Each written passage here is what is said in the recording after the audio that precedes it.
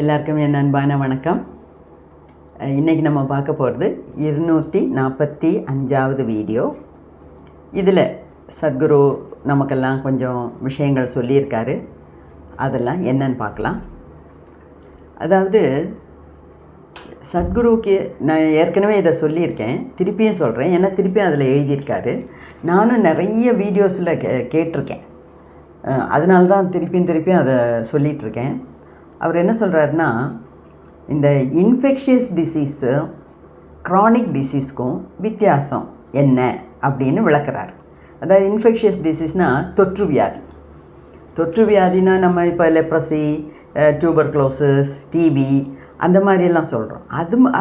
அதெல்லாம் கூட இருக்குது. ஒன்றும் இல்லை, ஜலதோஷம். நம்ம வீட்டில் யாருக்கா ஒருத்தருக்கு ஜலதோஷம் இருந்தால் பாக்கி எல்லாத்துக்கும் தொத்திக்கும். அதுதான் தொத்து வியாதி. அப்போது அந்த தொத்து வியாதி வராமல் இருக்கிறதுக்கு என்ன பண்ணும்? இன்ஃபெக்ஷன் இருக்கிற இடத்துக்கு போகக்கூடாது. இப்போ நமக்கு ஒரு அம்மாவுக்கு ஜலதோஷம் இருந்ததுன்னா குழந்தைய கூட தள்ளி வைக்கணும். ஏன்னா குழந்தைக்கு இம்யூனிட்டி, நோய் எதிர்ப்பு சக்தி ரொம்ப கம்மி. அப்போ குழந்தைக்கு டக்குன்னு பிடிச்சிடும். இப்போ குழந்தையிலேருந்து அம்மாவுக்கு வர்றதை விட அம்மாகிட்டேருந்து குழந்தைக்கு போகிறது ஈஸி. அப்போ அதுக்கேற்ற மாதிரி நம்ம முன்னேற்பாடுகள்லாம் செய்யணும்.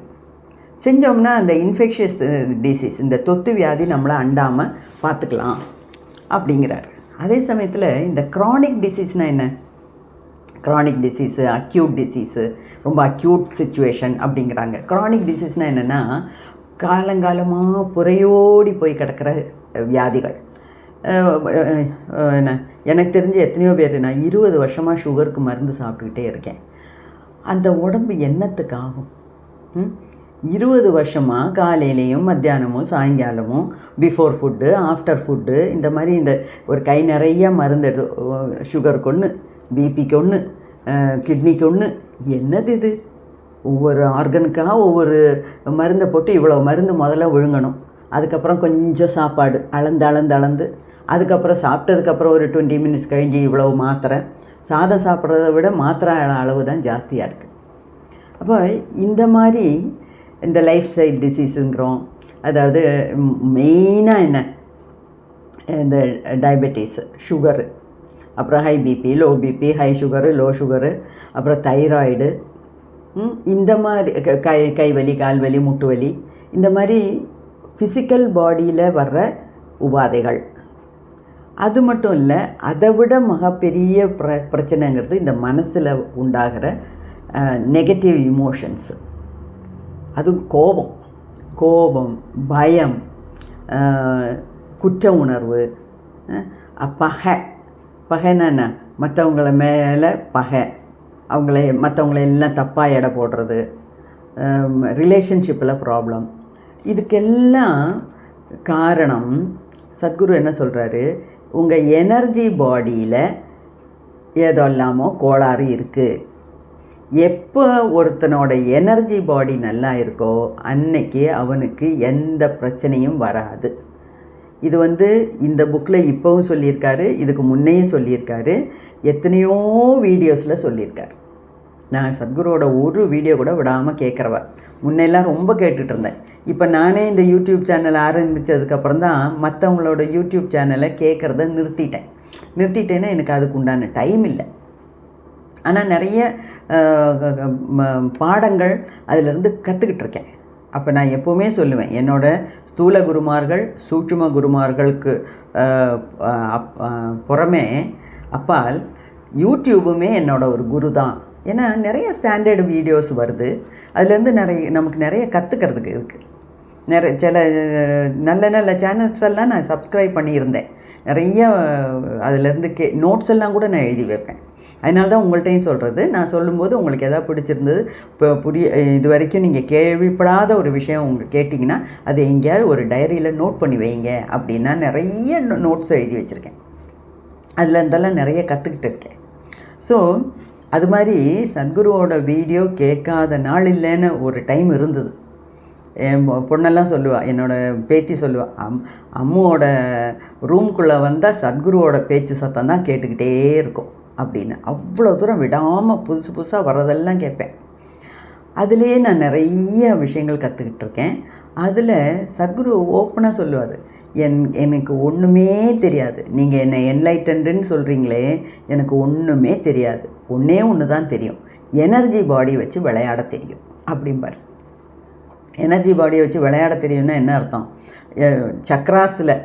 சக்ராஸை அந்த பக்கம் மாற்றலாம், இந்த பக்கம் மாற்றலாம். அவ்வளோ தூரம் நமக்கு சக்ராஸை கண்ணால் பார்க்க முடியாது. அதை வச்சு விளையாடுறேன்னு சொல்லும்போது அவர் எவ்வளோ பெரிய ஆளாக இருப்பார் இல்லையா? அதுதான் என்லைட்டன்ட் மாஸ்டர், குரு. ஓகே, ஸோ அது நம்ம ரொம்ப கவனமாக இருக்கணும். அது ஒரு விஷயம். ரெண்டாவது இன்னும் கொஞ்சம் விஷயங்கள்லாம் சொல்கிறாரு. அதாவது அவங்க அம்மாவுக்கு கிட்னி ஃபெயிலியர் ஆகிடுச்சு வயசான காலத்தில். அட்மிட் பண்ணியிருக்காங்க. எல்லாருக்குமே புரிஞ்சு போச்சு, கடைசி காலம் நெருங்கிடுச்சு அப்படின்னு. சத்குருவுக்கும் தெரிஞ்சிருச்சு, அவங்க அம்மாவுக்கும் தெரிஞ்சிருச்சு, சுற்றி உள்ளவங்க எல்லாத்துக்குமே தெரிஞ்சிருச்சு. அப்போ சத்குரு போய் பார்க்குறாரு அம்மாவை. அப்புறம் அங்கே ஒரு ப்ரோக்ராம் ஷெட்யூல் பண்ணியிருக்காரு ஈஷாவில். அப்போ அதுக்கு போகாமல் இருக்க முடியாது. அது சத்குரு இல்லைன்னா எந்த ப்ரோக்ராமும் தொடங்கி வைக்கிறது கஷ்டம். அதனால் அம்மாட்ட சொல்கிறாங்க, அம்மா எனக்கு ஒரு ப்ரோக்ராம் இருக்குது. அவங்க அம்மாவும் ரொம்ப ப்ராக்டிக்கலான ஒரு லேடி. அது ஏன் நான் அப்படி சொல்கிறேன்னா, அவங்களுக்கும் பெரிய எதிர்பார்ப்பெல்லாம் கிடையாது. அவங்க பெரிய ஸ்பிரிச்சுவல் யோகினி அப்படின்னு சொல்கிறதுக்கு இல்லை. அவங்க சாதாரண ஒரு குடும்ப ஸ்திரீயாக இருந்து அவங்களோட கடமைகளை எல்லாம் செஞ்சாங்க. ஆனால் நான் ஏற்கனவே ஒரு வீடியோவில் சொன்ன மாதிரி அவங்க சின்ன வயசுலேயே ஏதோ ஒரு குருக்கிட்ட ஒரு மந்திரத்தை வாங்கியிருக்காங்க. அப்போ அந்த மந்திரத்தை எப்போவும் ஜெபிச்சுக்கிட்டே இருப்பாங்க. அதனாலேயே அவங்களுக்கு நல்ல ஒரு மன முதிர்ச்சி ஏற்பட்டிருக்கு. ஓகே, இப்போது அவங்க அம்மாவை பார்த்து, அம்மா எனக்கு ஒரு ப்ரோக்ராம் இருக்குது, நான் போகணும் அப்படின்னாரு. அப்போது அவங்களும் போயிட்டு வா அப்படின்னு தான் சொன்னாங்க. எல்லாமே ஐயோ எனக்கு எந்த நிமிஷம் உயிரை போகும்னு தெரியலையேடா, என் பக்கத்துலேயே உட்காருடா, என் கையை பிடிச்சிக்கோடா, அந்த மாதிரி பேசுகிற டைப்பே கிடையாது. போகணுன்னு சொன்னார், போயிட்டு வா, அவ்வளோதான். அவ்வளோ ப்ராக்டிக்கலான ஒரு லேடி. அப்போ இவர் அம்மாவை பார்த்துட்டு திருப்பி வராரு, ப்ரோக்ராம் ஆரம்பிக்கிறாரு. அந்த இன்ட்ரடக்டரி ப்ரோக்ராம் நடந்துகிட்ருக்கும்போது நிறைய பேர் என்ரோல் பண்ணியிருக்காங்க. அப்போ அவர் தான் சத்குரு தான் ஆரம்பித்து வைக்கணும். அப்போ ஆரம்பித்து வைக்கும்போது ப்ரோக்ராம் நடந்துகிட்ருக்கும்போது அவருக்கு புரிஞ்சு போச்சு அம்மா இறந்துட்டாங்கன்னு. அப்போது பார்ட்டிசிபெண்ட்ஸுக்கிட்ட சொல்கிறார், இன்னொரு 15 நாளைக்கு எனக்கு இந்த மாதிரி ப்ரோக்ராம் நடத்தக்கூடாது. நம்ம இந்த தீட்டு தொடக்கன்லாம் சொல்கிறோம் இல்லையா, அது எனக்கு 15 நாளைக்கு இந்த மாதிரி ப்ரோக்ராம் நடத்தக்கூடாது. அதனால் 15 நாள் கழித்து நீங்கள் வாங்க, நம்ம கண்டினியூ பண்ணலாம் அப்படின்னு சொல்லிவிட்டு ராத்திரி 1 மணிக்கு வண்டி எடுத்துகிட்டு இங்கே வெளியே போய் ஃபோன் பண்ணிவிட்டு நான் வீட்டில் கூப்பிட்டு சொல்கிறார், எனக்கு விஷயம் தெரியும், நீங்கள் யாருக்காக இது பண்ண வேண்டாம், நான் வந்துடுவேன் அப்படின்னு சொல்லிவிட்டு 1 மணிக்கு கிளம்பி போகிறாரு பைக்கில். அடுத்த நாள் காலையில் 6:30 மணிக்கு போய் சேர்றாரு. அந்த ஃபியூனரல், அந்த அந்திம கிரிகையெல்லாம் ஆரம்பிக்கிறதுக்கு முன்னாடியே அவர் அங்கே போய் சேர்ந்துட்டார். அது ஒரு விஷயம். அதே மாதிரி இன்னொரு ரொம்ப இன்ட்ரெஸ்டிங்கான ஒரு விஷயம், நான் இது வரைக்கும் எங்கேயும் அந்த மாதிரி கேட்டதில்லை. அந்த மாதிரிலாம் நிறைய இந்த புஸ்தகத்தில் இருக்கிறதுனால தான் நான் உங்களுக்கு இந்த புஸ்தகத்தோட ரிவ்யூ பண்ணணும் அப்படின்னு ஆசைப்பட்டேன். ஆனால் மற்ற வியூஸோடு பார்க்கும்போது இந்த வீடியோஸ்க்கு கொஞ்சம் வியூஸ் கம்மி தான். ஆனால் நான் நிறைய பேர் பார்ப்பீங்க அப்படிங்கிற இதில் ஆர்வத்தில் தான் நான் பண்ணினேன். அதாவது எனக்கு வியூஸு ஜாஸ்தி வரணும்னு இல்லை. அதனால் இப்போ மானிட்டைசேஷன்லாம் அதில் கிடையாது, அவ்வளோ தூரம் ஒன்றும் வியூஸ் வரல. எனக்கு அதை பற்றின பாதரேஷனும் கிடையாது. யூடியூப்பில் வர்ற காசை வச்சு தான் சம்பாதிச்சு அரிசி வாங்கணும்னு கடவுள் புண்ணியத்தில் எனக்கு அந்த மாதிரி நிலைமை கிடையாது. அதனால் அந்த பைசா வரணுங்கிறதெல்லாம் இல்லை. ஆனால் ஏன் வியூஸு கம்மியாகி போச்சுன்னா அப்படின்னு நான் வருத்தப்படுறேன்னா, இதில் எவ்வளோ விஷயங்கள் பொதிஞ்சு கிடக்கு. 3 ஜென்மத்தோட விஷயங்களெல்லாம் சொல்கிறாரு. சாதாரண ஒரு மனுஷனுக்கு நடக்காத விஷயங்கள்லாம் அவர் வாழ்க்கையில் நடந்துகிட்ருக்கு, அவர் செஞ்சு காமிக்கிறாரு. உலகத்திலே அதிசயிக்கத்தக்க ஒரு என்ஜினியரிங் மார்வல் அப்படின்னு மார்த்தட்டி சொல்லக்கூடிய ஒரு தியானலிங்கத்தை பிரதிஷ்டை பண்ணியிருக்காரு. அதை பற்றியெல்லாம் எல்லாத்துக்கும் தெரிஞ்சுக்கணும். அதில் நிறைய இந்த புக்கை படித்ததில் நான் நிறைய விஷயங்கள் புரிஞ்சுக்கிட்டேன். அப்போ அதை உங்களோட பங்கிடணும்னு நினச்சேன். பரவாயில்ல, அதில் இப்போ இல்லாட்டினாலும் திருப்பியும் கூட உங்களுக்கு போய் பார்க்கலாம். அதில் நிறைய நிறைய நிறைய விஷயங்கள் இருக்குது. அதாவது நம்ம லைஃபோட கார்லேட் பண்ணி பார்க்கும்போது நிறைய விஷயங்கள் நமக்கு புரியுது. எனக்கு என்னமோ ரொம்ப சந்தோஷமாக இருந்தது. எவ்வளவோ விஷயங்கள், தெரிஞ்சிக்காத விஷயங்கள்லாம் எனக்கு பிடிபடுற மாதிரி இருந்தது இந்த புஸ்தகத்தை படிக்கும்போது. ஓகே, அதனால தான் நான் ரிவ்யூ பண்ணேன்னா உங்களுக்கும் பிடிக்கும்னு நினச்சேன். நிறைய பேர் பார்க்குறீங்க, இல்லைங்கள, எல்லாத்துக்கும் ஒரு வேலை வரணும் இல்லையா, அவ்வளோதான். இன்னொரு ரொம்ப த்ரில்லிங்கான ஒரு விஷயம் படிக்கும்போதே எனக்கு ரொம்ப எக்ஸைட்டடாக இருந்தது. அதை தான் உங்கள்கிட்ட பகிர்ந்துக்க போகிறேன். அதாவது யூஎஸில் டெனிசிங்கிற ஒரு இடத்துல தான் இந்த ஈஷா யோகா சென்டரோட பிரான்ச்சு. கோயம்புத்தூரில் இருக்கிறது மெயினு, டெனிசியில் ஒரு பிரான்ச் ஆரம்பிச்சிருக்காரு. அங்கேயே நிறைய பேர் வருவாங்க. அங்கேருந்து நிறையா ப்ரோக்ராம் எல்லாம் பண்ணியிருக்காரு. அதோட லைவ் டெலிகாஸ்டெல்லாம் நான் டிவியில் போட்டு பார்த்துருக்கேன். நிறைய ப்ரோக்ராம்ஸ், எந்த ப்ரோக்ராமும் ஒரு காலத்தில் விடாமல் பார்த்துட்ருந்தேன். சத்குருவோடது அடிக்கடி அங்கே போயிட்டு வந்தேன். அதுக்கப்புறம் எல்லாமே புரிஞ்சு போச்சு. சத்குருவே நீ வராத அப்படின்னு சொன்னதுக்கப்புறம் என்னத்துக்கு அப்படின்னு சொல்லி தான் நான் வேறு குருமார்களை தேடி போவேன். வேறு ஏதாவது கோணத்தில் நமக்கு லைஃப் அப்ரோச் பண்ண முடியுமா அப்படிங்கிற மாதிரி நிறைய குருமார்கள் எனக்கு கிடைச்சாங்க. என்னோடய குருமார்கள் எல்லாருமே ஒவ்வொரு விதத்தில் விதக்தர்களான பண்டிதர்களான குருமார்கள் தான். அதில் எனக்கு ரொம்ப சந்தோஷம். ஓகே, நம்ம இந்த விஷயத்துக்கு வருவோம். அதாவது யூஎஸில் அந்த Tennessee, South Carolina, North Carolina, ஜார்ஜியாங்கிற மாதிரி அந்த ஜார்ஜியா ஸ்டேட்டில் தான் பக்கத்தில் அதெல்லாம் இருக்குது, இந்த இடம்லாம் இருக்குது.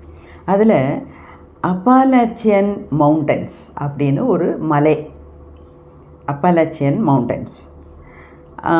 அதில் இவர் அந்த காட்டுக்குள்ளே சத்குரு தனியாக நடந்து போகிறார். அதாவது இந்த பூமியில் இருக்கிறத விட வேறு தளங்களில் சென்று எப்படி அவர் ஒர்க் பண்ணுறாரு அப்படிங்கிறதுக்கு ஒரு எக்ஸாம்பிள். இப்போ இந்த எர்த்தில் நிறைய பண்ணுறாரு, இந்த பூமியில் நிறைய பண்ணுறாரு, அதெல்லாம் மிரக்கிள்ஸாகவும் இருக்குது. ஆனால் அவருக்கு அந்த மிரக்கிள்ஸுங்கிற வார்த்தையே பிடிக்காது. மிரக்கிள்ஸ் அதிசயம்லாம் அதுக்கு பேர் போடாதீங்க. உங்களோட எனர்ஜி பாடியை நீங்கள் ஒர்க் அவுட் பண்ணிங்கன்னா எல்லாமே all will fall in to line, அதாவது எல்லாமே கரெக்டாக நடக்கும் அப்படின்னு பல இடத்துல சொல்லியிருக்காரு. அப்போது இந்த அப்பாலச்சியன் மவுண்டன்ஸில் இவர் தனியாக அந்த காட்டுக்குள்ளே நடந்து போகும்போது ஒரு உருவம், மனுஷ உருவம் அப்படியே நிற்கிது. உருவம்னா இந்த நம்ம பாடி உருவம் கிடையாது, எனர்ஜி பாடி. ஒரு மனுஷனோட எனர்ஜி பாடி அங்கே அப்படியே ஆடாமல் அசையாமல் நிற்கிது. அந்த எனர்ஜி பாடியை பார்த்தோன்னே அந்த எனர்ஜி பாடிக்கு ஒரு அவமானம், அதாவது ஒரு டெஸ்பேர்னா என்ன, ஒரு ஹெல்ப்லெஸ்னஸ், அதாவது கையாலாகாத தனம் அப்படிங்கிறோம்ல, அந்த மாதிரி ஒரு ஃபீலிங்கில் அது அப்படியே நிற்கிது. இந்த மாதிரி உருவம்லாம் நிற்கிறது நம்ம கண்ணுக்கெல்லாம் தெரியக்கூட தெரியாது. சத்குருவுக்கு இது பார்த்தோன்னே புரிஞ்சு போச்சு. ஆஹா, இதை கண்டுபிடிக்கணுமே அப்படின்னு சொல்லி அந்த எனர்ஜி பாடி பக்கத்தில் போகிறாரு.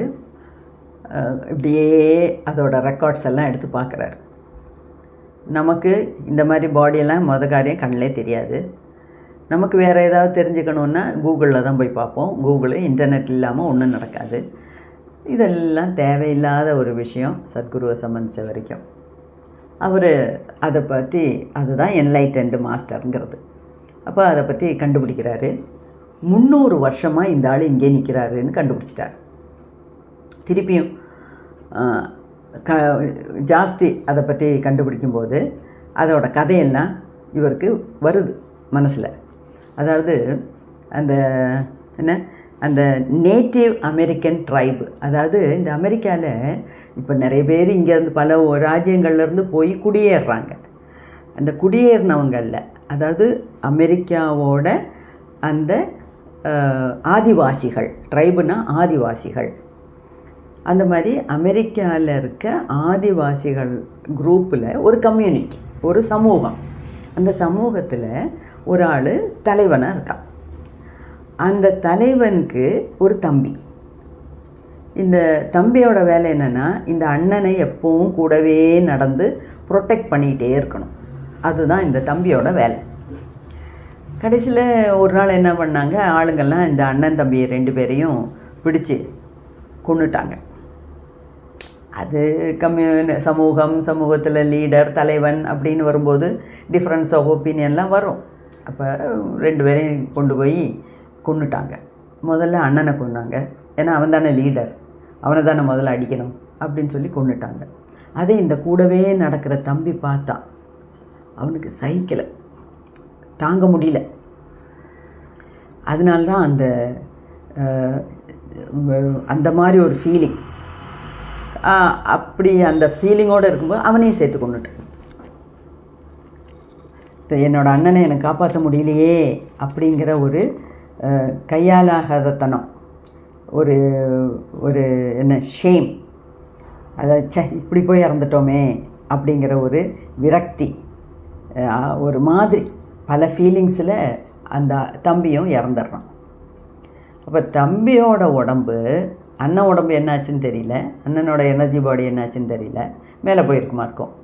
ஆனால் இந்த தம்பியோட உடம்பு, இந்த பூத உடம்பு, ஃபிசிக்கல் பாடி பூமியில் விழுந்து அது மண்ணோட மண்ணாக போயிடுச்சு. ஆனால் அந்த எனர்ஜி பாடி அங்கேயே ஸ்டக்காகி நிற்கிது. அப்போ யோசித்து பாருங்களேன், 300 வருஷமாக ஒரு எனர்ஜி பாடி, பிராணிக் பாடி அப்படியே நிற்கிதுன்னா பார்த்துக்கோங்க. அப்புறம் சத்குரு யோசித்தார், இப்படி ஒரு எனர்ஜி பாடி இப்படி நிற்கக்கூடாது. 5 வருஷம் 10 வருஷம் ஆத்மா இடம் இல்லாமல் ஆவியாக அலையுதுன்னா அது வேறு விஷயம். 300 வருஷமாவா இப்படி நிற்கும் பிராணிக் பாடி, நிற்கக்கூடாதுன்னு சொல்லி அதை கடைசியில் ஒர்க் அவுட் பண்ணி ரிலீஸ் பண்ணி விடுறார். எனக்கு இந்த புஸ்தகத்தில் இதெல்லாம் தான் எனக்கு ரொம்ப பிடிச்ச இடம். அதாவது சின்ன வயசில் நான் நிறைய டிடெக்டிவ் ஸ்டோரிஸ் படிப்பேன். இந்த அகாத்தா கிறிஸ்டின்னு ஒரு லேடி, இங்கிலீஷ் லேடி, நிறைய புஸ்தகம் எழுதுவாங்க, டிடெக்டிவ் ஸ்டோரிஸ், அதெல்லாம் நிறைய படிப்பேன். அதே மாதிரி ஷெர்லாக் ஹோம்ஸு அதெல்லாம் படிப்பேன் சின்ன வயசில். அது மாதிரி அப்போ ரொம்ப த்ரில்லிங்காக இருக்கும். அப்போ இப்போது இதெல்லாம் தான் எனக்கு ரொம்ப த்ரில்லிங்காக இருக்குது கேட்கும்போது. சத்குருவோட 3 ஜென்மத்தை பற்றி பேசுகிறாரு, அங்கே ஆளுங்களை கூட்டிகிட்டு போகிறாரு, அந்த கோயிலுக்கு போகிறாரு, இந்த கோயிலுக்கு போகிறாரு, இன்னொரு யோகி பண்ண தியானலிங்கத்துலேருந்து எனர்ஜி வழியுது, அப்படி இப்படின்லாம் சொல்லும்போது இதெல்லாம் நம்மளோட லெவலில் இந்த பூமியில் நடக்காத ஒரு விஷயம். அதை நம்ம சத்குரு செஞ்சு காமிக்கிறாரு, அதை பற்றி பேசுகிறாருங்கும்போது இது ஒரு டிடெக்டிவ் நாவல் மாதிரி தான் இந்த புஸ்தகத்தை நான் படித்தேன். அவ்வளோ எக்ஸைட்மெண்ட்டோடு படித்தேன். அதனால தான் உங்களோடைய அதை பங்கிடணும் அப்படிங்கிற ஆசையில் தான் இந்த புக் ரிவ்யூவை நான் ஆரம்பித்தேன்.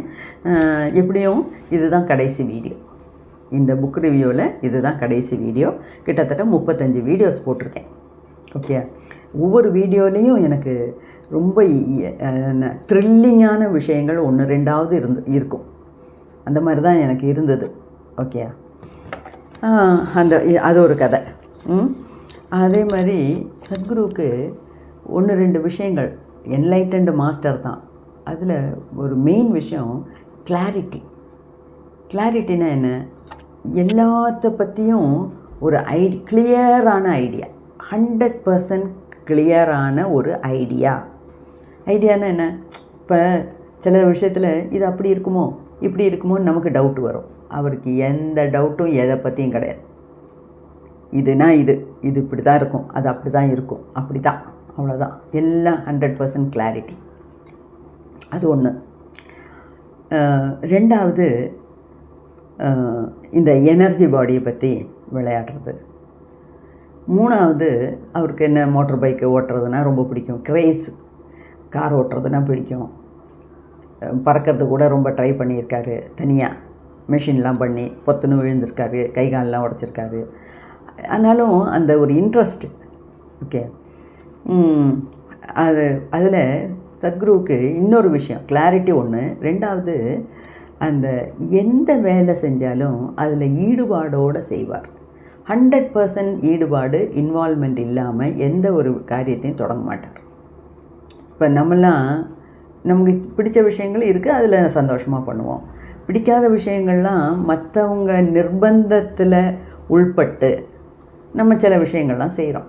சில லேடிஸ்க்கெல்லாம் வர வர சமைக்கிறதே பிடிக்காமல் போகுதுங்க. சமைக்கிறது சில லேடிஸ் ஓப்பனாக சொல்கிறாங்க, எனக்கு இந்த கிச்சன் பக்கமே போகிறதுனா பிடிக்காது, சமைக்கவே பிடிக்காது. நான் நினைப்பேன், எப்படி ஒரு லேடியாக இருந்துட்டு இப்படியெல்லாம் சொல்ல முடியுதுன்னு. ஏன்னா எனக்கு வந்து சமையலும் பிடிக்கும், வெளியே போனாலும் பிடிக்கும், வீட்டை கூட்டி பெருக்கி துடைக்கிறதுனாலும் பிடிக்கும், பாத்ரூம் கழுகிறதுனாலும் பிடிக்கும், வெளியே போய் ஒரு 1000 பேர் முன்னாடி ஸ்பீச் கொடுக்கறதுனாலும் பிடிக்கும். எனக்கும் எல்லா விஷயத்துலேயும் ஓரளவுக்கு கிளாரிட்டியும் இருக்குது, அதே மாதிரி இன்வால்மெண்ட்டும் இருக்குது.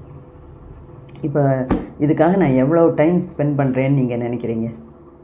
ஏகப்பட்ட டைம் ஸ்பெண்ட் பண்ணுறேன். புக்கை படிக்கிறேன், நோட்ஸ் எழுதுகிறேன், அதை வச்சு சொல்கிறேன். அதுக்கு முன்னாடி ப்ரிப்ரேஷன், முகத்துக்கு ப்ரிப்ரேஷன், சொல்கிறதுக்கு ப்ரிப்ரேஷன். ஆனால் ஒரு சில இது எனக்கு கடவுள் கொடுத்துருக்காரு, ஈஸியாக என்னால் பேச முடியுது. ஒரு 1-2 பாயிண்ட்ஸ் இப்படி நோட் பண்ணால் போகிறோம், அதை வச்சு நானே பேசிக்குவேன்.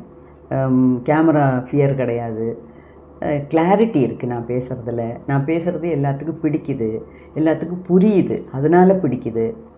அந்த மாதிரியெல்லாம் சில கடவுள் கொடுத்த வரம், விசுத்தி சக்கராலாம் நல்லா இருக்கனால ஏதோ ஓடுது இப்படி. ஓகேயா? அப்போது அவர் சத்குருக்கு சமையல் பண்ணுறது ரொம்ப பிடிக்கும். ஒரு வீடியோ நான் பார்த்தேன், 2-3 வருஷத்துக்கு முன்னே பார்த்தேன். அதில் சத்குரு வந்து இந்த நம்ம கடாய், தோசைக்கரை அதெல்லாம் வச்சு பிஸியாக குக் பண்ணிகிட்ருக்காரு. ஏன்னா யூஎஸ்ஏல இருக்கும்போது பண்ணும்போது நிறைய பேரை கூப்பிட்ருக்காராம் லஞ்சுக்கு. அவங்களுக்காக இந்தியன் ஃபுட்டு நான் ப்ரிப்பேர் பண்ணுறேன், இங்கே பாரு சாம்பார் இருக்குது, ஆஹா அப்படின்னு சொல்லி சாம்பார் பண்ணுறதை காமிக்கிறாரு, உருளைக்கிழங்கு ஃப்ரை பண்ணுறதை காமிக்கிறாரு. அதை அப்படியே வீடியோவை எடுத்து போட்டிருக்காரு. நான் எதுக்கு சொல்ல வரேன்னா, அவங்க பொண்ணு, சத்குருவோட பொண்ணு சொல்லியிருக்கா, இந்த உலகத்திலே பெஸ்ட்டு குக்குங்கிறது எங்கள் அப்பா தான் அப்படின்னு சொல்லியிருக்கேன். அது எப்படி நம்ம எதுலேயுமே பெஸ்ட்டாக முடியும்னா, அதில் ஈடுபாடு வேணும். மனசில்லா மனசோடு செஞ்சோம்னா அது ஒன்றுமே நிறைவாகாது. அதுக்கு தான் சொல்ல வரேன். அதே மாதிரி பைக் ஓட்டுறதும் பிடிக்கும், கார் ஓட்டுறதும் பிடிக்கும். கைலாஷ் மவுண்டன்ஸ் போகும்போது இவர் தனியாக ஜீப் எடுத்துகிட்டு போவார். அந்த திபெத்தில் பிறந்து வளர்ந்து அங்கே டிரைவர்ஸாக இருக்கவங்கெல்லாம் கூட சத்குருவோட வேகத்துக்கு ஈடு கொடுக்க முடியாமல், சத்குரு ஒரு இடத்துக்கு போயிட்டு அந்த இடத்துல காரை விட்டு இறங்கும்போது எல்லோரும் போய் கை கூப்பி நிற்பாங்களாம். குருவாக நினச்சில்ல, அதாவது அவ்வளோ எஃபிஷியண்ட்டாக. அதாவது ஒரு திபெட்டியன் டிரைவர் 3 நாள் எடுத்து ஓட்ட வேண்டிய டிஸ்டன்ஸை இவர் ஒரே நாளில் கவர் பண்ணிவிடுவாராம். அந்த மாதிரி எக்ஸ்பர்ட் அதில். இப்போது இன்னொரு விஷயம், 2-3 விஷயம், ரொம்ப முக்கியமான விஷயம், கவனமாக கேளுங்க. சத்குரு என்ன சொல்கிறாரு, நான் வந்து எப்படி இறக்குறதுங்கிறத பற்றி நான் நல்லா யோசித்து வச்சுருக்கேன். கான்ஷியஸாக தான் இறப்பேன். அதாவது இந்த பூமியை விட்டு போகும்போது, இந்த உடம்பை, இந்த ஸ்தூல சரீரத்தை விட்டு நான் வெளியே போகும்போது அவேர்னஸோடு தான் போவேன், 100% கான்ஷியஸாக தான் போவேன். நானே என்னோட கிரேவ்யார்டுக்கு, அதாவது என்னை புதைக்க போகிற இடத்துல, என்னை எரிக்க போகிற இடத்து வரைக்கும் நானே நடந்து போவேன். 4 பேர் வந்து என்னை தூக்கிட்டு போக வேண்டிய அவசியம் வராது. அப்போது என்னைக்கு அந்த நாள், அந்த டைமு எல்லாத்தையும் நானே தீர்மானம் பண்ணுவேன். என்னை எங்கே கொண்டு போய் எரிக்க வைக்கிறீங்களோ அந்த இடத்துக்கு நானே நடந்து போவேன் அப்படின்னு சொல்லியிருக்காரு. இன்னொரு விஷயம் என்ன சொல்லியிருக்காரு, அதவா அப்படி நடக்கலைன்னா வேறொரு விதத்தில் கூட எனக்கு மரணம் வரலாம், சம்பவிக்கலாம்.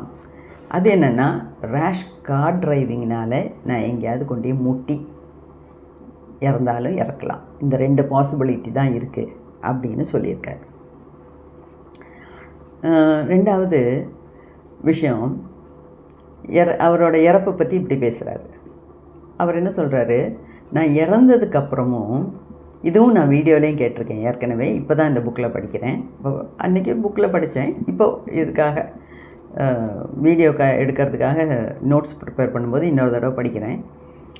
அவர் என்ன சொல்கிறாரு, நான் இறந்ததுக்கப்புறம் 80 வருஷம் என்னோடய ப்ராணிக் பாடியிலே இந்த உலகத்தில் இருப்பேன் அப்படிங்கிறார். அப்போ எதுக்கு குரு 80 வருஷம் கணக்கு வச்சுருக்கீங்க அப்படின்னா, அவர் என்ன சொல்கிறாரு, தெரிஞ்சோ தெரியாமலோ எங்கூட யாரெல்லாம் இருந்து ஒரு நிமிஷமாவது எங்கூட இருந்து மெடிடேட் பண்ணியிருந்தீங்கன்னா, ஏதாவது ஒரு சாதனையை கற்றுக்கிட்டு இருந்தீங்கன்னா, அவங்கள எல்லாம் நான் காப்பாற்றுறதுக்காக தான் இந்த 80 வருஷம் இங்கே ப்ராணிக் பாடியில் சுற்றிட்டு இருக்கணும் அப்படின்னு நான் பிளான் பண்ணியிருக்கேன். ஏதாவது கடைசி ஒரு ஆளை கூட நான் விடாமல் கடைசி ஆளை வரை கடை தேத்திட்டு தான் நான் போகணும் அப்படின்னு சொல்கிறார். இப்போ கடை தேத்துறதுனா என்ன? அதாவது உங்களுக்கு முக்தி வேணும், விடுதலை வேணும், லிபரேஷன் வேணும்னு நீங்கள் தீவிரமாக யோசித்தீங்கன்னா அதுக்குண்டான வழியை நான் உங்களுக்கு செய்வேன். இல்லை இப்படியே போட்டும், போகிற வரைக்கும் போட்டும்.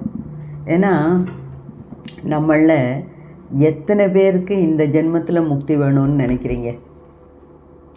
எனக்கு நான் டிசைட் பண்ணிட்டேன். அதனால் என்னோடய சஞ்சித கர்மா, பிராராப்த கர்மா எல்லாத்தையும் இங்கேயே வச்சு அனுபவித்து தீர்த்துட்டு ஒன்ஸ் அண்ட் ஃபார் ஆல் இந்த உடம்பை விட்டு இந்த பூலோகத்தை விட்டு போயிட்டேன்னா அதுக்கப்புறம் திரும்பி வரமாட்டேன், வரக்கூடாதே அப்படிங்கிற ஒரு பிரார்த்தனையோடு தான் நான் தினமும் கண்ணை திறக்கிறதே. அப்போ எனக்கு இந்த ஜென்மத்தில் எப்படியும் முக்தி வேணும். ஆனால் நம்மளில் நிறைய பேருக்கு அப்படி ஒரு நினைப்பு இல்லை. என்னோடய சேனலை பார்க்குறீங்களா பார்க்கலையாங்கிறது இல்லை, அதெல்லாம் சின்ன விஷயம். மனசில் ஒரு வேகம் வேணும்.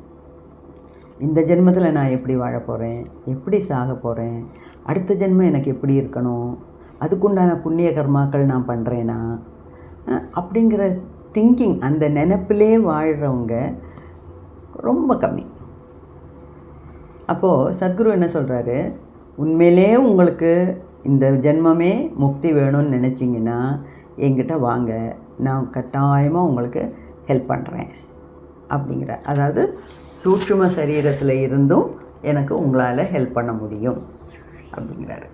இல்லை அந்த மாதிரி நினப்பெல்லாம் இல்லைன்னா போனால் போகுது உங்களுக்கும். நான் ஏன்னா என்ன தான் குரு யோசித்தாலும் நினச்சாலும் நம்ம இண்டிவிஜுவலாக அதை பற்றி நினச்சி ஆசைப்படணும். எனக்கு முக்தி வேணும், இன்னொரு ஜென்மம் எனக்கு இந்த பூலோகத்தில் கிடையாது, வேண்டாம் அப்படிங்கிற ஒரு ஆணித்தரமான ஒரு நினைப்பு எப்போ மனசுக்கு வருது அப்போ தான் நமக்கு அந்த பாதையில் பயணிக்க முடியும். அந்த நம்ம கோலை பார்த்து நம்மளால் மூவ் பண்ண முடியும். உனக்கு அந்த மாதிரி ஆசை இருந்தால் சத்குரு என்ன சொல்கிறாரு, நான் உன்னை காப்பாற்றுறேன், களை தேத்துறேன் அப்படிங்கிறார். இல்லை ஏதோ வந்தோம், வாழ்க்கையை வாழ்ந்தோம், போனோம், சாப்பிட்டோம், வேலை செஞ்சோம், சம்பாதிச்சோம், நார்மலாக வாழ்கிற வாழ்க்கை, அதுக்கு மேலே எல்லாம் என்னால் சிந்திக்கவே முடியல, எனக்கு சிந்தனை வரமாட்டேங்குது, எனக்கு பெருசாக அப்படி ஒன்றும் இல்லை, அது மட்டும் இல்லை இந்த ஜென்மத்தில் எனக்கு கிடைக்காதெல்லாம் அடுத்த ஜென்மத்தில் வேணும், இந்த ஜென்மத்தில் எனக்கு கலர் கம்மி, அடுத்த ஜென்மம் வெள்ளையாக பிறக்கணும், பணக்காரனாக பிறக்கணும், இல்லைன்னா 4 காரோடு பிறக்கணும், அப்படி நிறைய பேருக்கு அடுத்த ஜென்மம் இன்னும் எப்படி இருக்கணுங்கிற ஆசையே தவிர எனக்கு இனிமேல் ஜென்மமே வேண்டான்னு நினைக்கிறவங்க ரொம்ப கம்மி.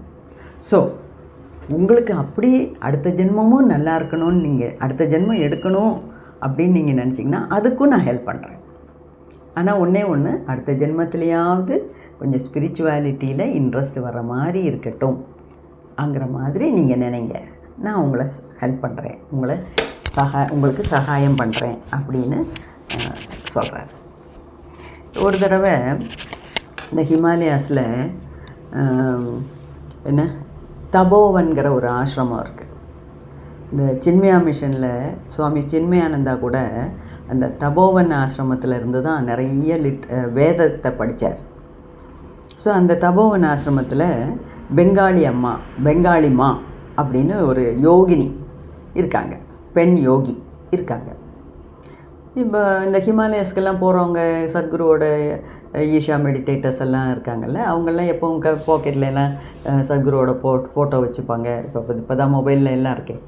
அப்போ ஏதோ ஒரு பேச்சுவாக்கில் இந்த பெங்காலி மாட்ட இந்த நம்ம ஈஷா மெடிடேட்டர்ஸு போயிருக்காங்க, பார்த்துருக்காங்க, பேசிகிட்ருக்காங்க. அப்போ சத்குருவோட ஃபோட்டோவை பார்த்தோன்னே அவங்க கொஞ்ச நேரம் பார்க்குறாங்க.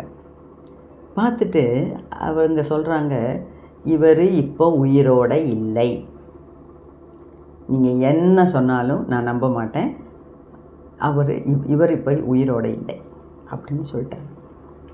ஸோ இவங்கெல்லாம் மெடிடேட்டர்ஸ் எல்லாம் ஹிமாலயத்துலேருந்து திரும்பி வந்து சத்குருகிட்ட பார்த்துட்டு, சத்குருவே என்னது இது, ஒரு அம்மா இப்படி அடித்து சொல்கிறாங்க, எப்படி அந்த அம்மாவால் இப்படி சொல்ல முடியும், இப்போ நாங்கள்லாம் உங்களை கண்ணால் பார்த்துட்ருக்கோம், உயிரோடு உங்களை பார்க்குறோம், அது எப்படி அந்த அம்மா அப்படி சொல்ல முடியும் அப்படின்னு கேட்டிருக்கேன். அப்போ சத்குரு சிரிச்சுக்கிட்டே சொன்னாராம், ஒரு விதத்தில் அவங்க சொன்னது தான் கரெக்டு, நான் உங்களை ஏதோ இப்படி ஏமாற்றிட்டு வரேனே தவிர ஆக்சுவலாக நான் இறந்து தான் போயிட்டேன் அப்படின்னு சொல்கிறேன்.